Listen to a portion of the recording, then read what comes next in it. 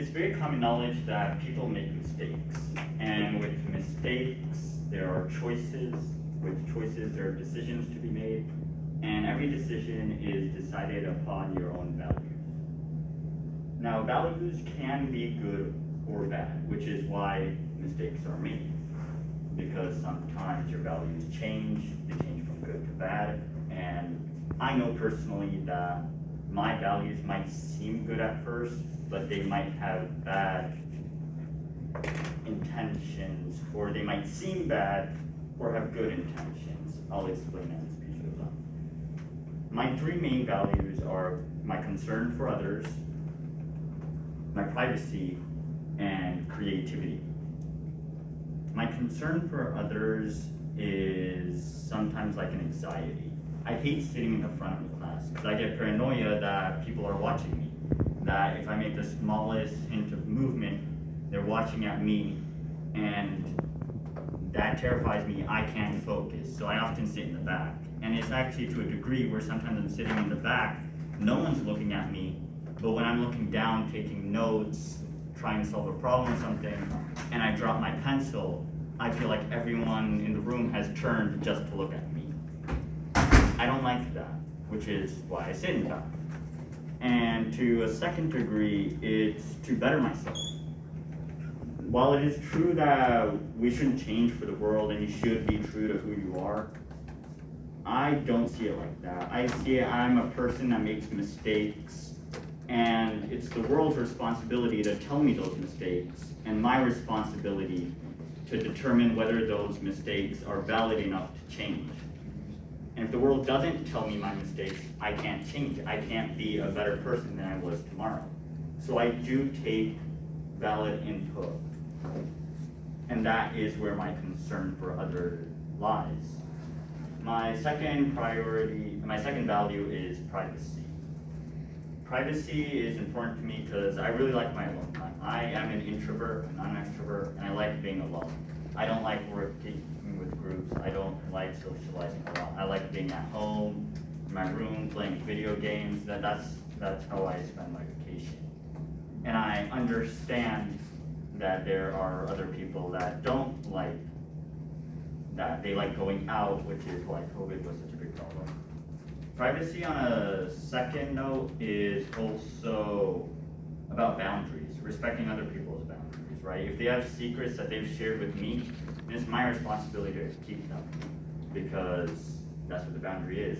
You can see all the pain that not having privacy has caused with things like Facebook and stuff, when all those news articles get released that Facebook is leaking your information. Privacy is a big deal to all of us, and I respect it, and I feel like sometimes that my concern for others increases my respect for other people's boundaries. But again, they also have to let me know that there are boundaries. It works both ways. I will respect your boundaries, but you need to let me know what those boundaries are. My final value is creativity. And creativity for me is split into two categories. It's how I see the world and how I solve problems. For seeing the world, I like to give the example of Michelangelo's Moses, which is a statue he carved, I don't remember when, but he carved it in his lifetime. And one of the things I like about art is sometimes I'll look at a piece, I'll admire it for it's something I can't do, something I can't create, but that's just a general admiration. That's okay, I guess. What I really like is when I revisit that piece and I see something that I didn't the first time. Maybe it's because I've grown, maybe it's because someone's pointed it out to me, or whatever reason. And for Michelangelo's Moses, it's a very complex looking statue. There's a tiny detail that on the forearm that holds a book, there's a muscle that shows. And that muscle will only show in real life if you're lifting your pinky, which in the statue he is. That took detail by Michelangelo to carve into the statue. You can see it only when you're lifting your pinky, which the statue is, and when you're not lifting it, you can't see it. So that took some foresight, that took some plan in designing the statue. Michelangelo had to be conscious about that decision to put it into the statue, which is why I like to look into the details of the art. The second part about creativity is how it can help me find solutions for problems, right? A different perspective, to look at my problems in a way that I didn't before. And my quote is from a video game that I like to play, or have played. It's a story-based game called Superliminal. The quote is, "More often than not, the problem is not that the problem we face can't be solved. The problem is that we've become so afraid of failure that we refuse to see our problems from a new perspective. And so we do the same things again and again and again. And therein, of course, we find the exact failure we were looking for." I really liked this game and the message it was trying to send me. He was right. Sometimes when I get stuck on a homework problem, a life problem, I'm refusing to look at the other person's perspective, or why I am certainly right and cannot be wrong. Sometimes all it takes is for me to put myself in someone else's shoes, to look at it from different angles.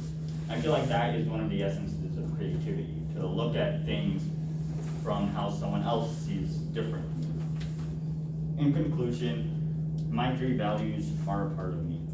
I realize that my concern for others might be anxiety that I have to deal with, or might be something positive. That my privacy might sometimes be detrimental with those who want to build bonds with me, and me not wanting to build bonds. And that my creativity might sometimes be crossing boundaries as it becomes curiosity. But they are a part of me.